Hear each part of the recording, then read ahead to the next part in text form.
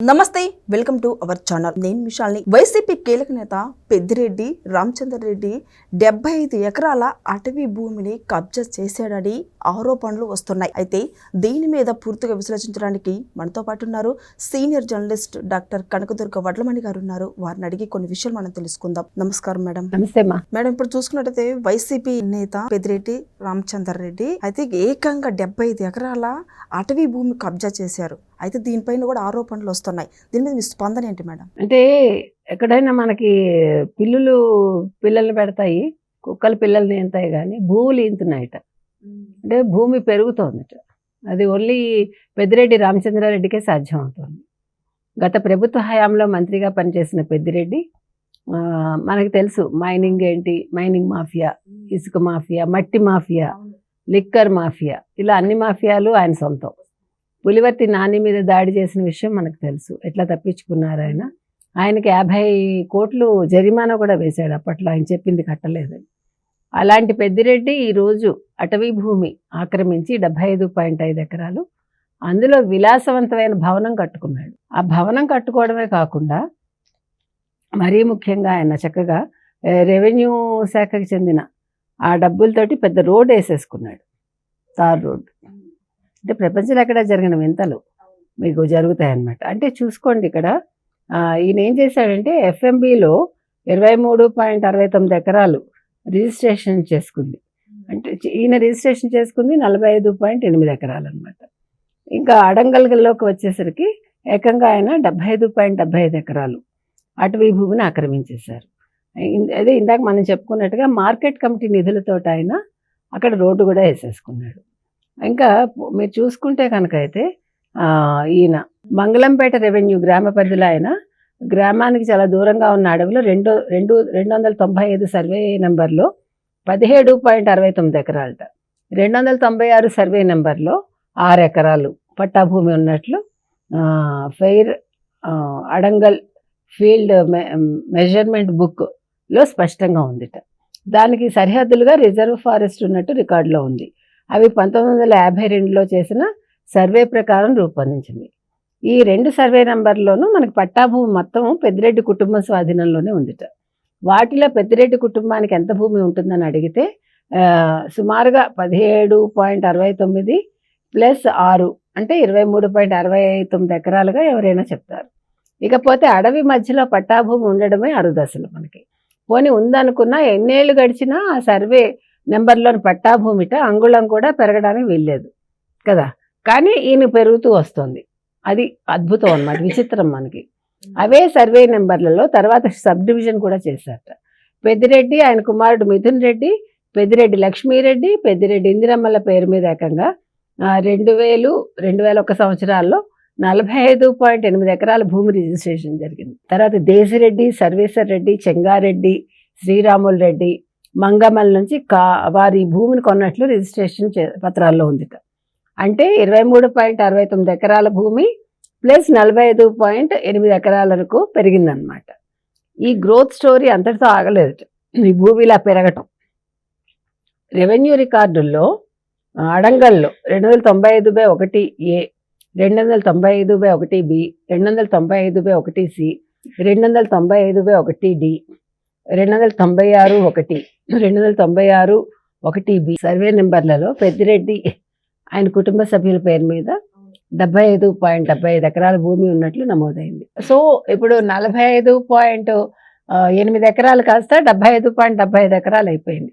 అది భూమి పిల్లల్ని పెట్టడం అంటే. సో 295/1 సర్వే నెంబర్లో ఉన్న మరో 1.8 ఎకరాలను కూడా అడంగల్లో డమ్మీగా చూపించేసారు. దీన్ని బట్టి మీకు ఏమర్థం అవుతోంది? పెద్దిరెడ్డి కుటుంబం 75.75 ఎకరాలు కబ్జా చేసింది. వాళ్ళు చెప్పేది ఒకటి, చూపించేది ఒకటి, ఉన్నది ఒకటి. తర్వాత ఇక్కడతో ఆగారా వాళ్ళు? ఇంకో 30 ఎకరాలు కూడా వాళ్ళ పేరు మీద ఉంది. సో దీన్ని బట్టి మీకు ఏమర్థం అవుతోంది?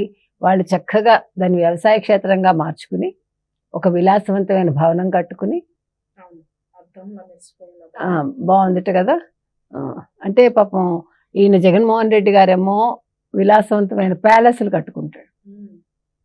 ఈయన పాపం ఆయన చూసి ఈయన కూడా పులిని చూసి నక్కవాత పెట్టుకుందని. అంటే చెడ్డ విషయాల్లో వీళ్ళందరూ కూడా ఒకేలాగా ఉంటారు. మనకి తెల్లారు లేస్తే ఒక్కొక్క కబ్జా గురించి మాట్లాడుకోవాల్సి వస్తుంది. కదా. ఏంటండి ఇది అసలు? ఇప్పుడు జగన్మోహన్ రెడ్డి ఏం సెట్ చేశాడు, ఏం మంచి చేశాడని? ఆయన చేసిన అక్రమాలు కావచ్చు, లేకపోతే ఆక్రమణలు కావచ్చు, వాటిని ఆయన కింద పనిచేసిన మంత్రులందరూ కూడా, గత మంత్రులు తూచా తప్పకుండా పాటించారనమాట.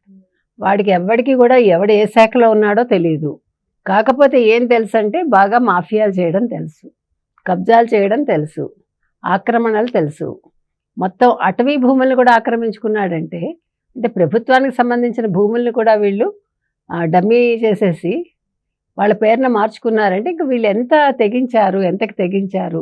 ఎందుకంటే వాళ్ళు ఏమనుకున్నారు, ఇంకో 30 ఏళ్ళు నేనే అన్నాడు కదా జగన్మోహన్ రెడ్డి. నాయన మీరు మంచి పనులు చేస్తుంటే ఖచ్చితంగా ఇంకో 30 ఏళ్ళు ఉండేవాళ్ళు.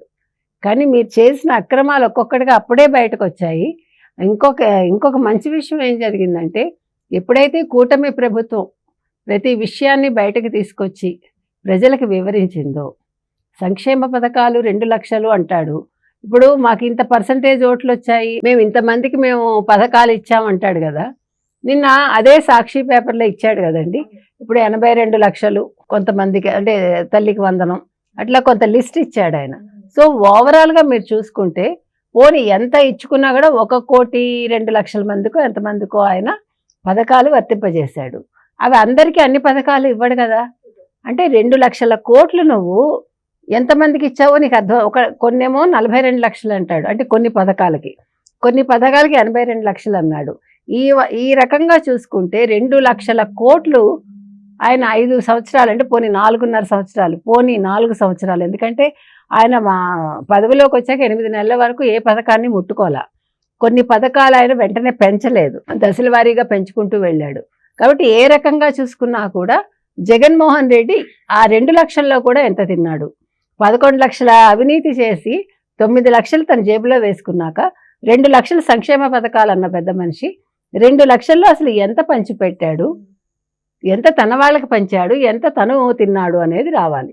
అంటే ఇవాళ పెద్దిరెడ్డి ఈ రకంగా చేయగలిగాడు అంటే, పెద్దిరెడ్డి ఇందాక మనం ఇంకోటి మర్చిపోయాం, మనం పెద్దిరెడ్డి విషయంలో ఎర్రచందనం శేషాచలంలో మొన్న కూడా మీకు తెలుసో లేదో ఎర్రచందనం దొంగలు పట్టుకున్నారు. మళ్ళా వాళ్ళు అమ్ముకోవడానికి చూసుకుంటున్నారు. ఇంతకాలం కామ్గా ఉన్న వాళ్ళు ఉంటారు కదా అక్కడ దొంగలు కొట్టేవాళ్ళు, వాళ్ళందరూ కూడా నెమ్మదిగా బయటకు వస్తున్నారు, కదలికలు కనిపిస్తున్నాయి. అంటే ఇవన్నీ సరిపోక ఎర్రచందనం కూడా స్మగ్లింగ్ అన్నమాట. సో మొత్తం మీద మీరు ఆలోచించాల్సింది ఏంటంటే, ఇవాళ పెద్దిరెడ్డి అనేవాడు రెడ్ హ్యాండెడ్గా దొరుకుతున్నాడు. ఇవాళ రెవెన్యూ శాఖతోటి చంద్రబాబు నాయుడు గారికి మధ్యాహ్నం మీటింగ్ ఉంది, వాళ్ళతో సమీక్షా సమావేశాలు ఉన్నాయి. ఆ సమీక్షా సమావేశాల్లో ఇవన్నీ కూడా ఆయన వివరంగా తెలుసుకుని ఇప్పటికే ఆయన చాలా కోపంగా ఉన్నారు.